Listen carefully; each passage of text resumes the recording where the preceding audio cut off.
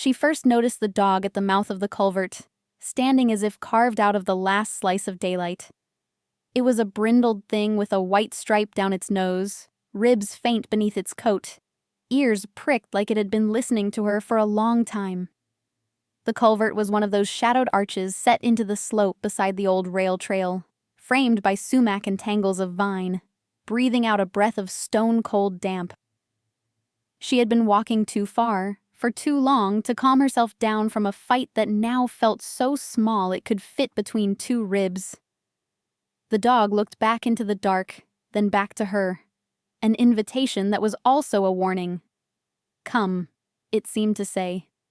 Or don't, but the decision will be yours to live with.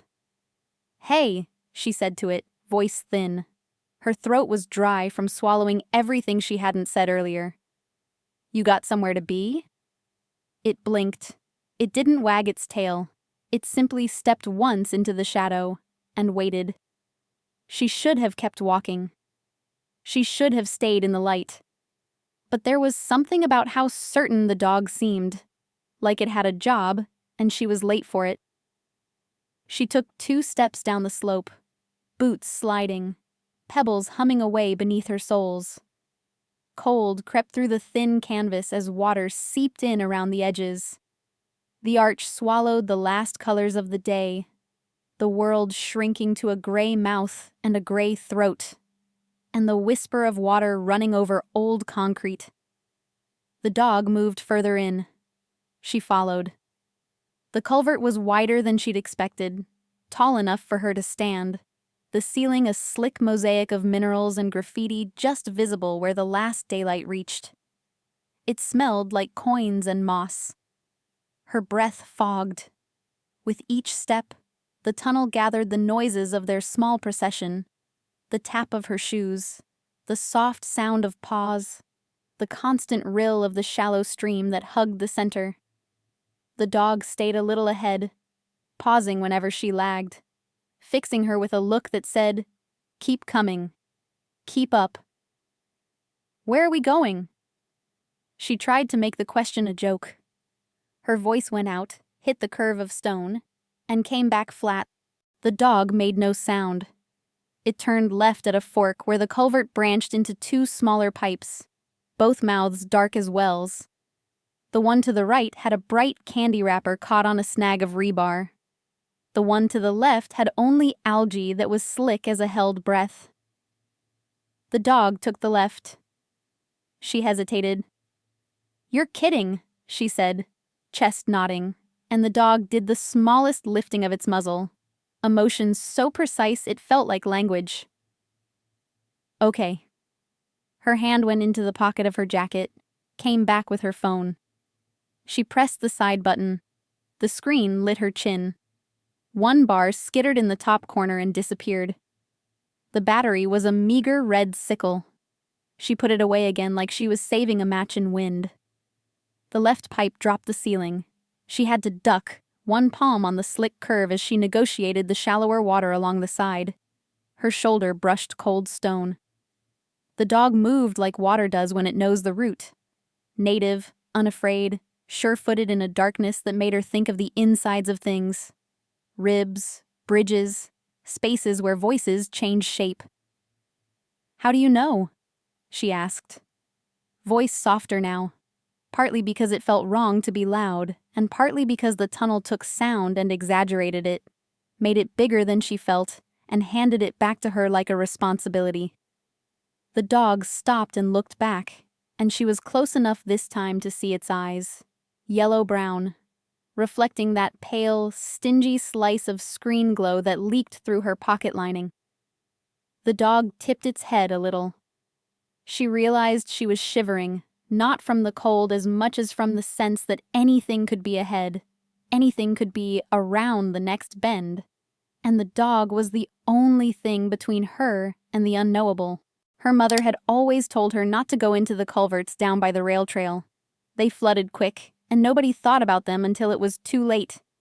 Except here she was in one, because a dog had looked at her like there was work to do, and she had wanted to be the sort of person who did work when it called. The left pipe narrowed and then widened into a chamber where 3 mouths met, like the center of an old coin with spokes leading away. The water here had carved a shallow pool that mirrored a faint shape of light she couldn't find the source of. The dog paused. Its paws made little rings that expanded and touched the concrete sides and came back like answering hands. "Which way?" she asked, and pretended like they were choosing together. The dog circled, sniffed, moved toward the mouth that had a little tumble of broken concrete at its lip. It stepped up and over. She followed more awkwardly, grabbing at the edges that were cold and slick. The thought of turning back, of saying, "Actually, this is stupid," came up and knocked politely, and the dog glanced over its shoulder at that moment, and she found herself unable to disappoint it. She didn't know why that mattered, only that it did. She remembered that the fight at home had been about nothing, the kind of nothing that collects around people who love each other and are tired. A dish, a comment, a forgotten message. She had wanted to go outside, cool down, let the air settle the foam of anger to something she could scoop off and throw away. She hadn't meant to be gone long, but the light had held her, and the path had held her, and then the dog had found her. And now here she was, following it into a place nobody had asked her to go. The tunnel climbed a little. The water made a different sound here, thinner, thrilled over small drops, and the ceiling brushed the top of her head.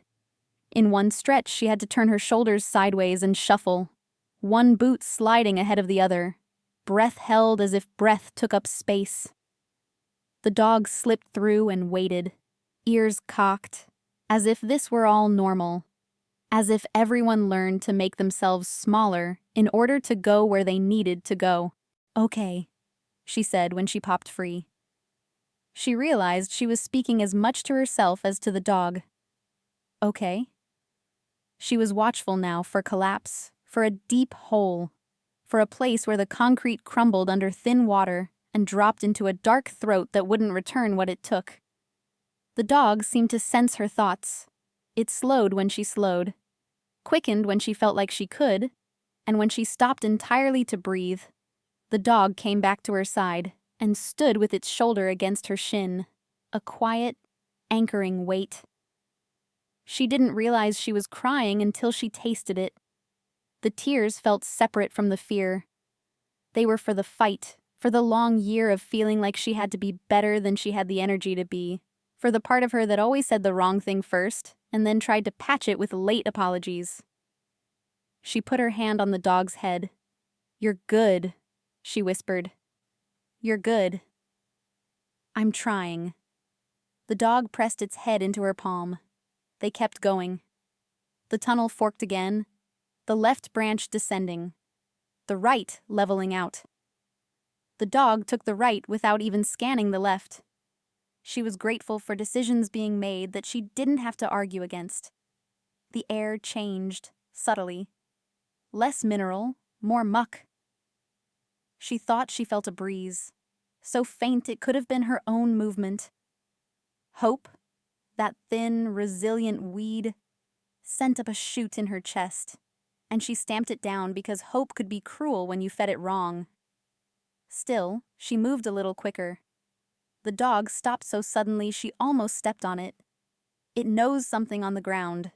A scarf, maybe, or a scrap of plastic bag. Number. A length of faded blue ribbon, tied around a rusted piece of wire. The dog sniffed it and sneezed, then went around it. She told herself not to interpret. Not everything had to be a sign. They reached a bend so tight the tunnel seemed to be biting its own tail. The dog leaned into it, paws careful on the slick edge, and she followed with her left hand on concrete that felt, suddenly, warmer. Not warm, exactly, but warmer than the deep cold stone behind them. That felt like something. She licked her lips. "Tell me you know what you're doing," she said, barely breathing the words. The dog went through the bend and stopped. It stared ahead and did not move. She slid the last step, heart in her neck, and then saw why. The tunnel ended 3 feet ahead in a wall of poured concrete patched with rebar. Like some municipal hand had decided that this was enough tunnel, and no more would be tolerated. The water ran to the wall, pooled, and left in a little crack where a dent had been made long ago and never quite healed. Her first feeling was anger. It came hot and pointless. "No," she said, and then louder, the sound ringing back at her so mercilessly that she immediately wished she hadn't. "No, no." "Are you kidding me? After all that?"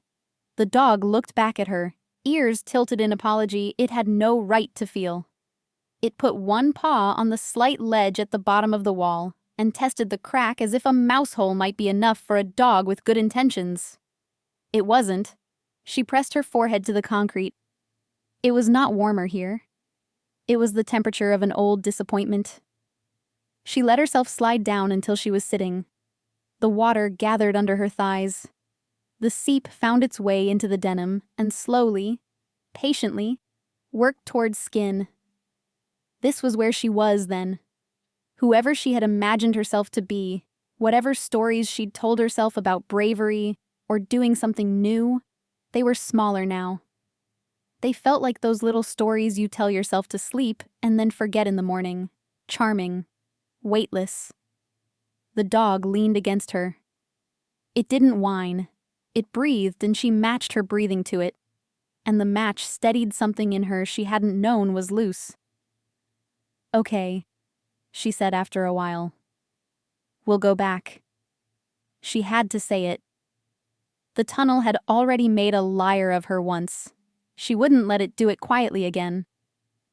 "We'll go back and try the other branches.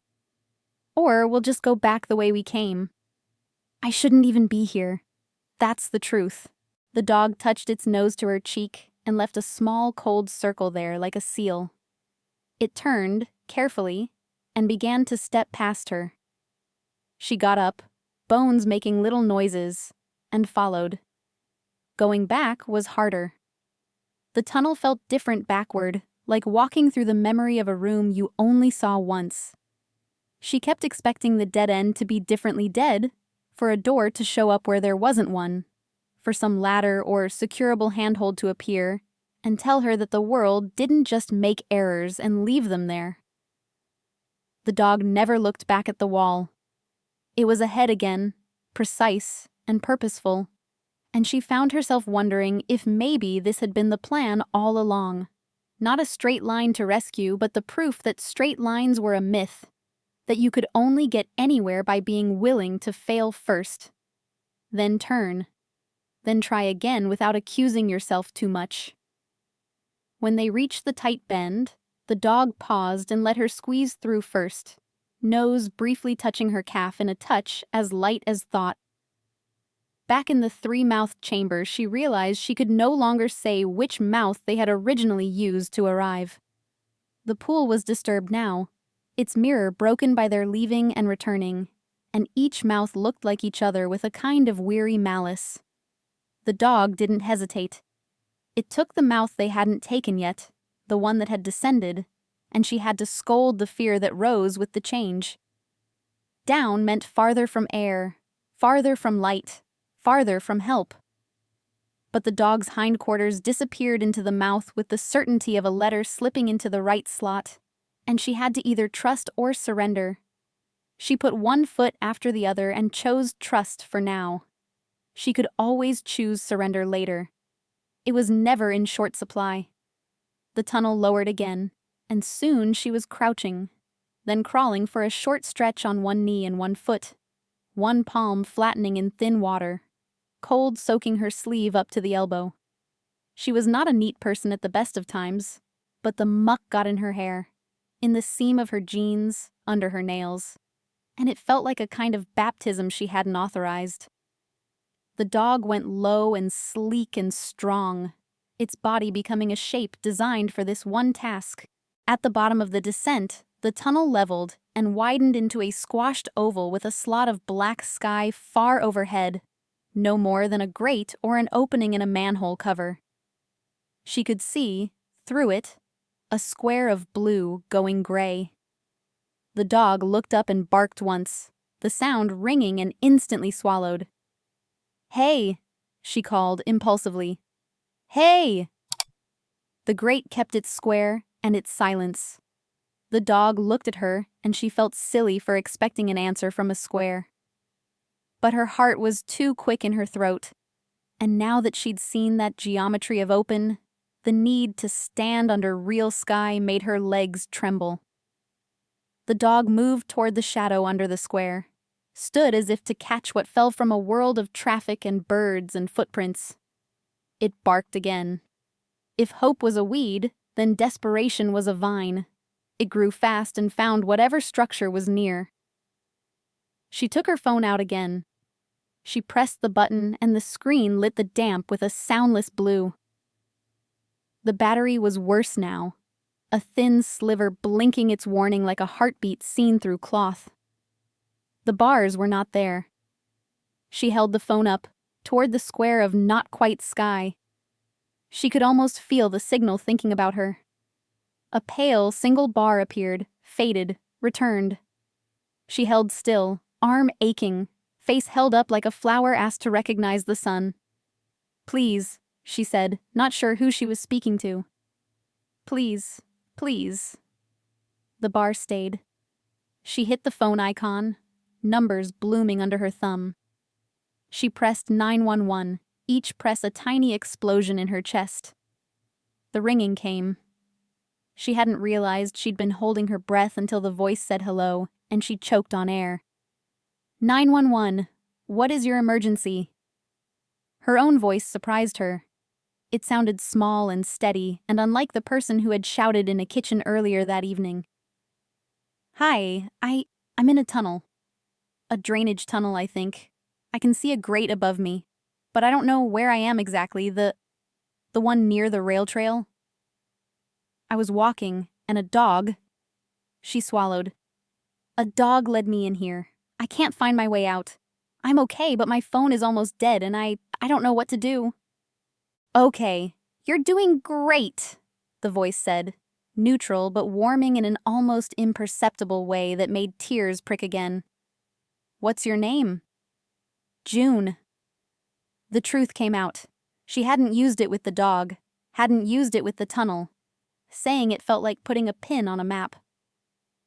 "June, my name is Marisol. I'm going to help you." "Do you know what city you're in?" she told her. The dog pressed closer, shoulder against her knee again, and she put her hand on it without taking the phone from her ear. "And you said you're in a drainage tunnel near the rail trail?" "I think so." "I was walking and it got dark and the dog... We went in and then there was a dead end and...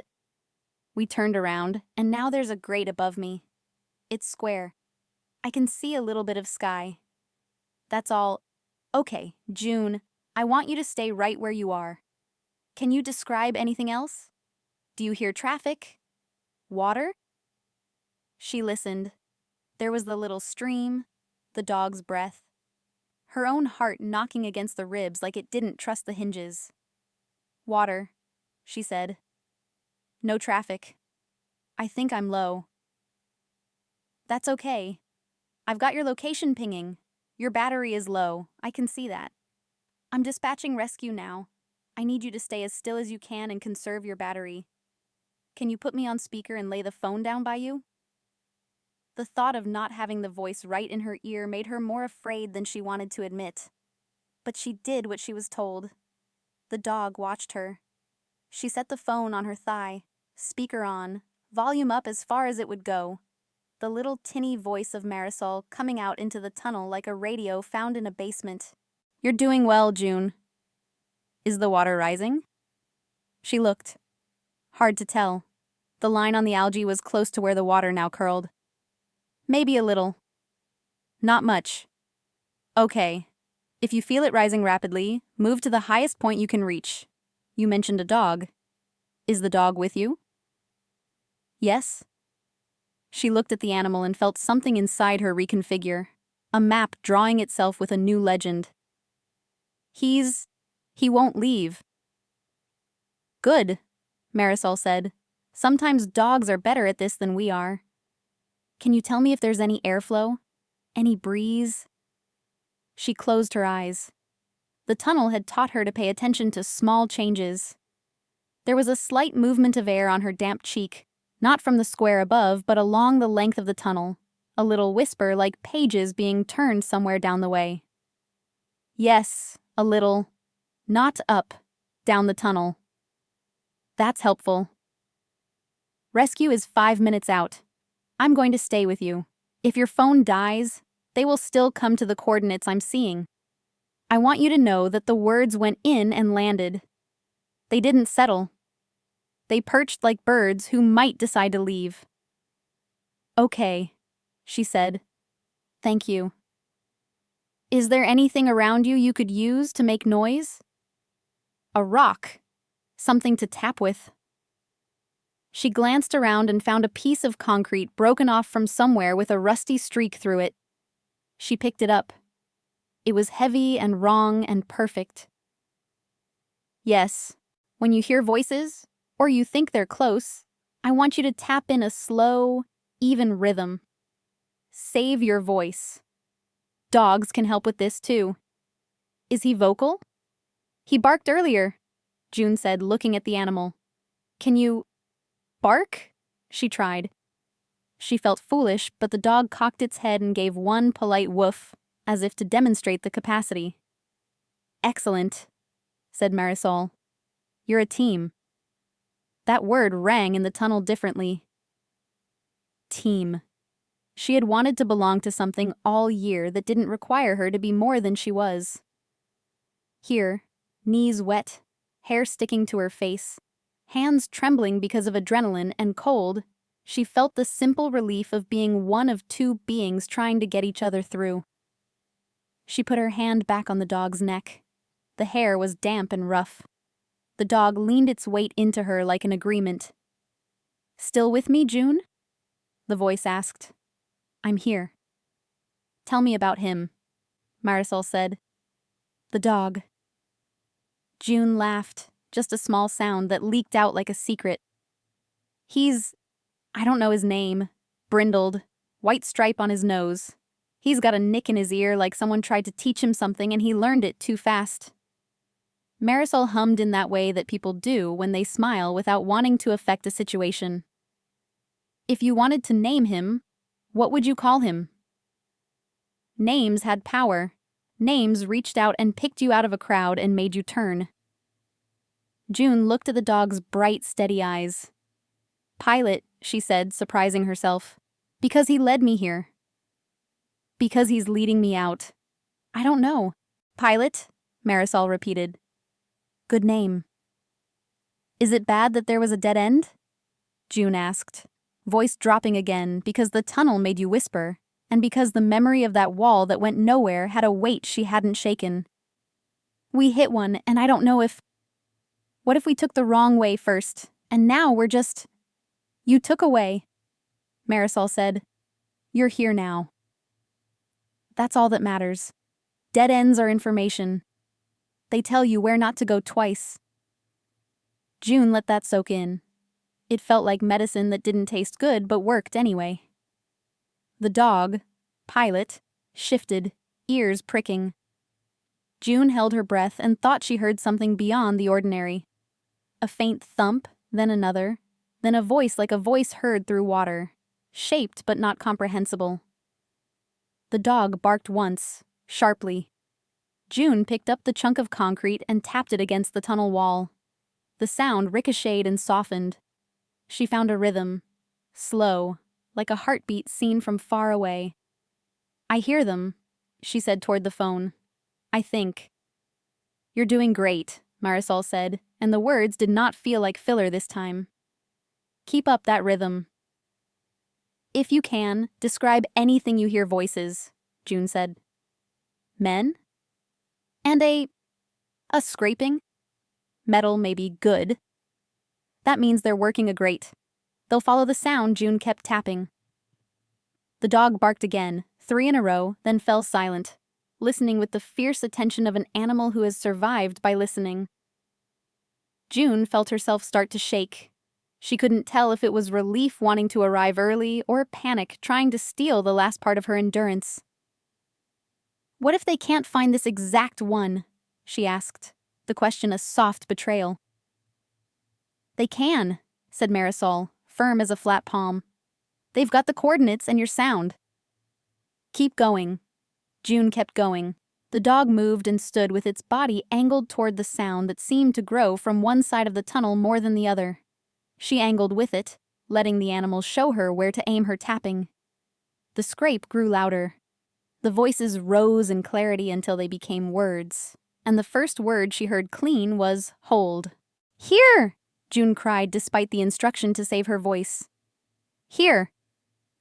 The dog barked like punctuation. The voice on the phone said, "That's them, June." "You're doing it.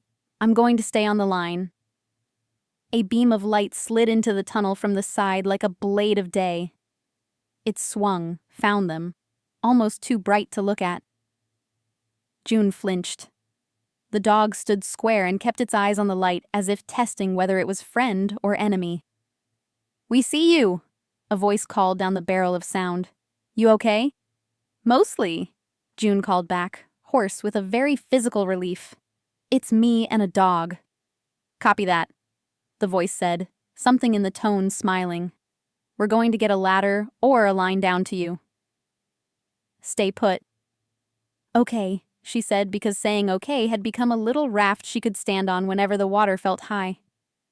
She felt her phone buzz like a reminder that it existed. "They're here," she said to Marisol.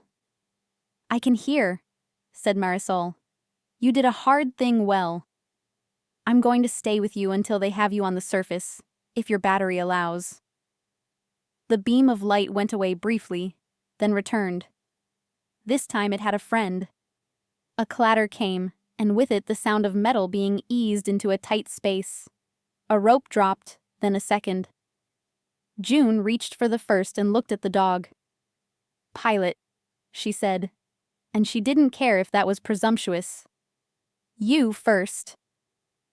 The dog looked at the rope, and then at her, and then at the rope again like it was considering acquiring a new skill on short notice.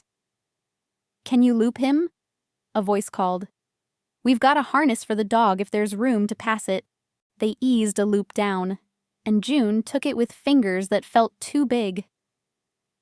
The dog stood steady while she passed the loop under its belly and behind its front legs.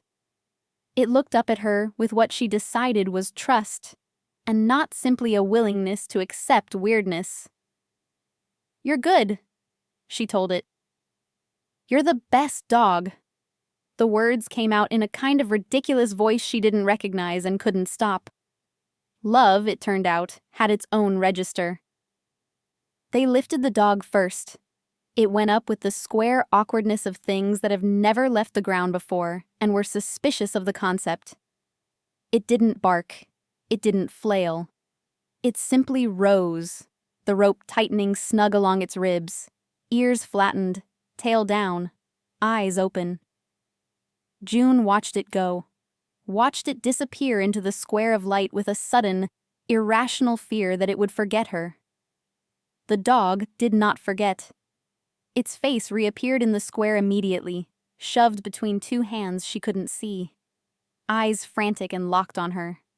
It barked, sharp and insistent, as if to say, "Now you." June put the loop around herself. Hands from above directed it, tugged here, told her to feed it under this arm, above that hip. They shortened it against her ribs, a firm, awkward embrace. "Ready?" the voice asked. "Yes," she said to the phone, and to the square, and to the dog all at once. She rose. The tunnel fell away like the memory of an illness. Her phone slid on her thigh, and she caught it with her free hand as she bumped the concrete, felt the scrape through denim, smelled rust up close like blood on a penny. The world above the square appeared in slices, glove, sleeve, sky, and then the hands were on her, firm and careful, and she was up. The air hit her like it had been saving itself, and she understood in a clean, bright way that she had not been in real air for a while. The dog was there, colliding with her knees like a wave, and she went to them, dog and knees both, and put her hands on its face. It licked her chin like it had missed that exact spot, and no other would do. "Thank you," she told it, meaning also the gloved hands and the voice on the phone and the sky. "We've got you," a rescuer said, bending to look at her eyes with a headlamp bright as a question. He had leaves in his hair and mud on his cheek, and a voice that was professional with a human underlayer. "Any injuries?" "Just wet," she said, and laughed because the alternative was crying. The laugh came out like a hiccup. "And tired." "Let's get you checked," he said, and the other rescuer was bringing a blanket that had been warm recently and was now a promise. The dog did not leave her side. When they tried to walk her toward the truck parked on the trail, the dog matched her pace, shoulder to knee, stepping when she stepped, stopping when she stopped. When someone reached toward her arm to guide her over a route, and the dog made a low, uncertain sound, she put a hand on the dog's neck and felt it settle. "He's with me," she said, discovering that this was a truth too. They helped her into the back of the truck, which had been fitted for emergencies with a bench, and the precise, comforting clutter of practiced care. Someone offered her water in a paper cup. It tasted like everything she hadn't had in a while. Ease, quiet, a little sweetness. The dog hopped up when she did. A rescuer put a hand out as if to say, "Not allowed," then read the room and stepped aside. "He can ride," the rescuer said to his partner, who shrugged like the world had already been unexpectedly good today and might as well keep it up. Her phone buzzed again. She looked down and saw that the call was still live, the battery icon a sliver that looked like it had been shaved with care.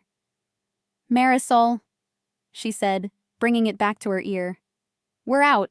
"I can hear," Marisol said, and her voice warmed audibly. "I'm very glad.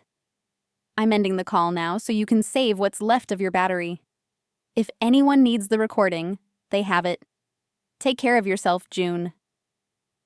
"Thank you," June said, and meant it like a small prayer. The call ended. The phone felt suddenly heavy and unnecessary in her hand. She turned it off.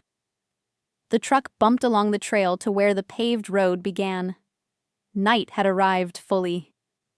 The trees were black lace against a sky that had decided on a mood. The rescuer who had first looked in her eyes asked her questions: name, age, whether she had allergies, whether she'd hit her head, whether she had someone to call. She answered, "June. 19. Number. Yes." She gave a name and a number, and he said they would make the call for her. She tried to picture the kitchen she'd walked out of, how the light above the sink threw a cone over the drying rack, how the small, ordinary noises had sounded large because they were the only noises after the fight had left the room. She felt the first knocking of shame. She let it in, but she did not let it unpack. At the small local hospital, the fluorescent lights made everybody look temporarily like a paler version of themselves. The dog stayed with her, flattening itself against circumstances that would have, she suspected, made it nervous on a normal day. She sat on an exam table with paper that crackled like unwrapping. A nurse, kind eyes behind tired, laughed a little when the dog insisted on sitting with its chest pressed against June's shins. "We've had stranger visitors," she said, and did what she had to do around the new third in the room, as if this kind of tenderness required no protocol. "You're a good dog," June wanted to say for the 1,000th time, but the phrase felt too small now. The dog, Pilot, and she refused to withdraw the name, rested its chin on her knee, and watched every person who came near with measured skepticism. When a phlebotomist came to draw blood because the ER liked to be thorough whenever somebody went underground, the dog leaned in further, and June put a hand over its ears and spoke in a voice that belonged to someone who'd known this animal for a long time. "It's okay," she told it. "I'm okay." "We're okay." The dog huffed a small breath that smelled like old water and something sweet like grass and settled again. The doctor asked her to tell the story, and she did, leaving out the parts that belonged only to her and keeping the parts that were required for comprehension. She did not say the word foolish. It hung anyway, a faint echo. The doctor nodded through it, said the words that people said when the worst thing didn't happen. "It could have been worse. You did the right thing calling. Try to stay out of the drains." June agreed to all of this with a sincerity people reserve for things they intend to forget when it is convenient. Her mother arrived with a face that had been practiced into calm in the parking lot, and didn't quite hold when she saw June sitting there. Damp hair curling at the ends, dog attached like a shadow that had become an animal. The apology had to be said and heard.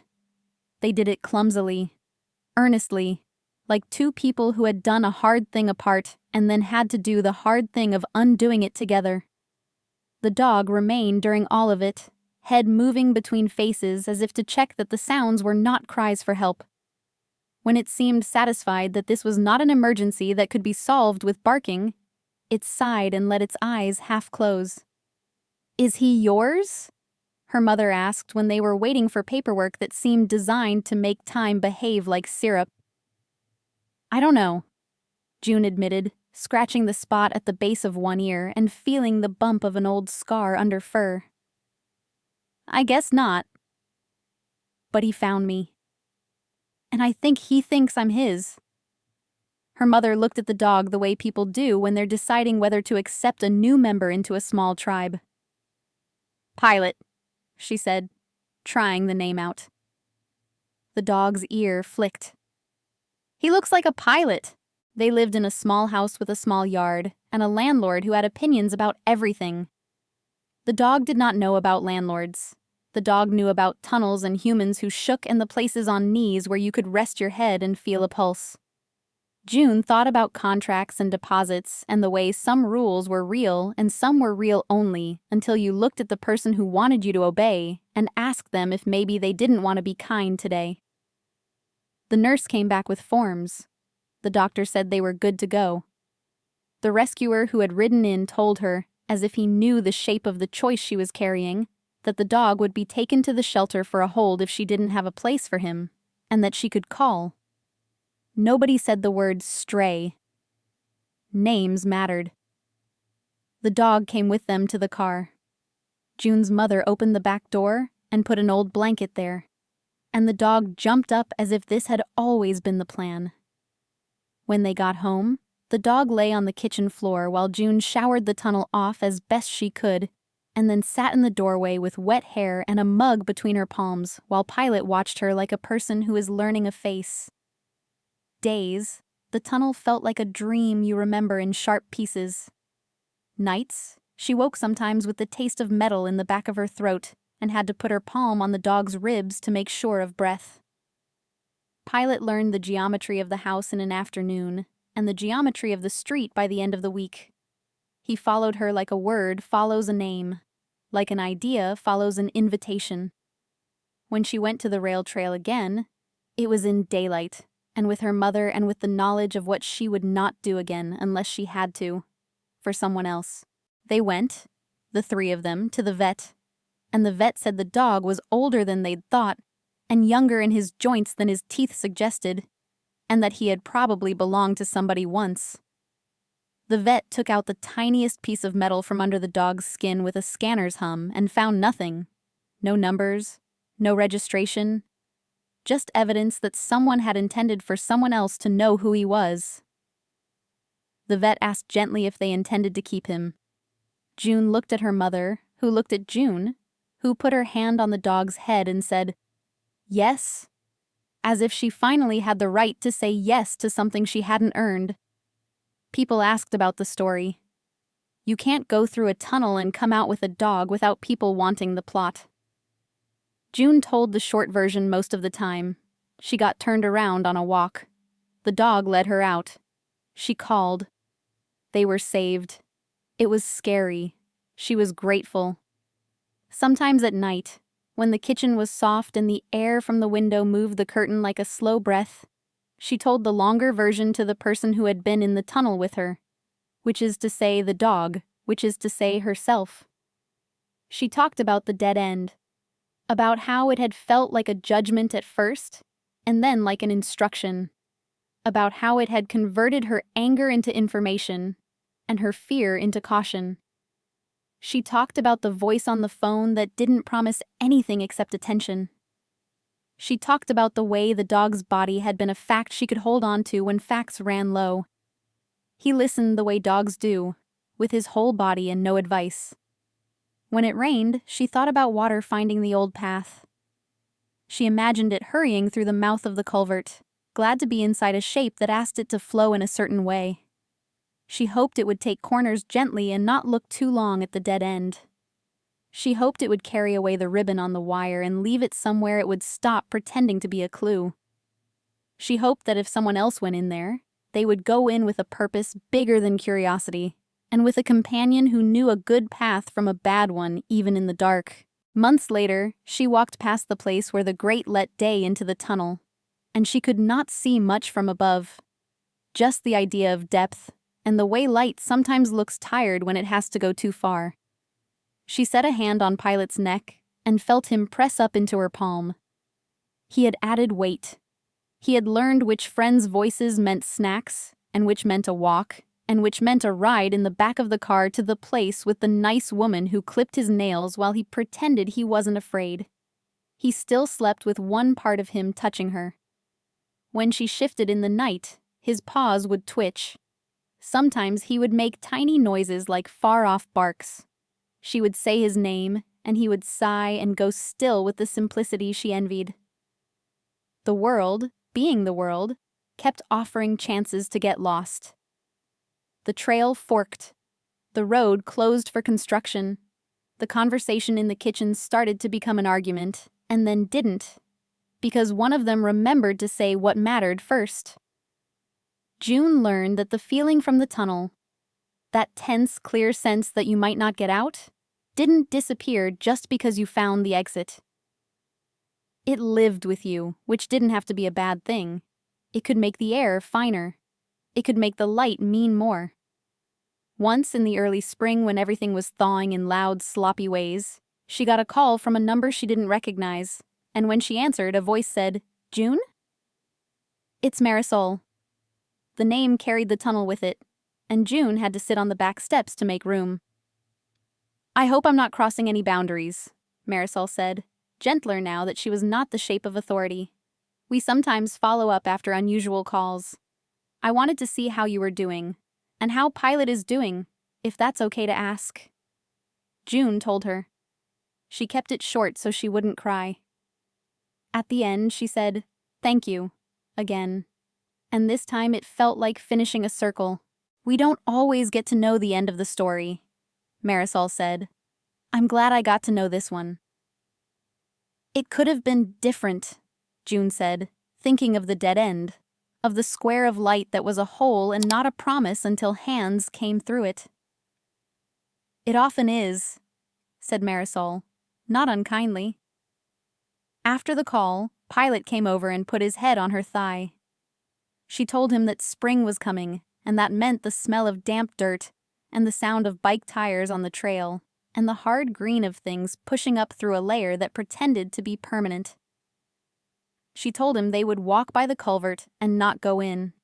He didn't answer, which was appropriate. Dogs don't speak the language of promises. They speak the language of showing up. She remembered sometimes how the tunnel had narrowed in places and asked her to make herself smaller. There were still days where the world asked that of her. She said no more often now. The practice of it had changed her posture. She filled the arch of every doorway she went through, even if anybody else would have said she was small.